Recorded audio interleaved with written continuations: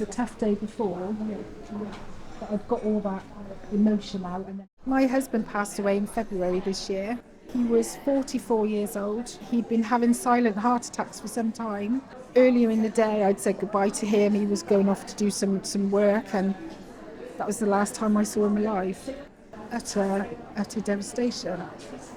It changes your whole life. Coming here has been absolutely amazing. I can't tell you how much it means to me. I can have a really awful week where I cry on and off like for days, but I come here and it sets me up for my next week. I always leave here feeling like uplifted. Just talking to people who just understand makes all the difference. Jack was my friend. He passed away on April 4th of this year. He was very unexpectedly diagnosed with terminal liver bile duct cancer.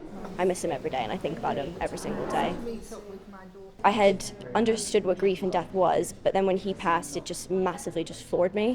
People in our 20s, we don't really talk about death.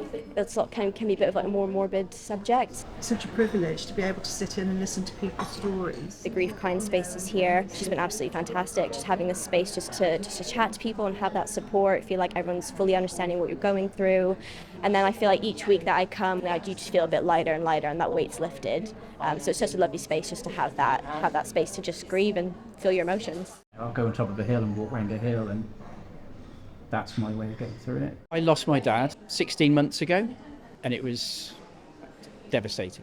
It's a massive void in your life. What I found really difficult is that you don't have any time whatsoever to absorb it or deal with it. Socialise and all that kind of thing. It's simply that I've been able to come to a place where I know I can talk, and I could talk for 2 hours if I wanted to, and it's just that freedom. Some weeks you don't have anything to say.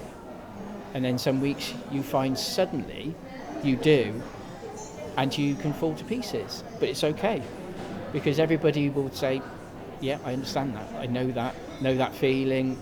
And if you feel that a pat on the back is what you really need and that's it, but just to get some things off your chest, you can do it here. And it's made an enormous difference. Wednesday morning is the day you get your head back together a bit. I've lost my husband Peter. We would have been married 38 years.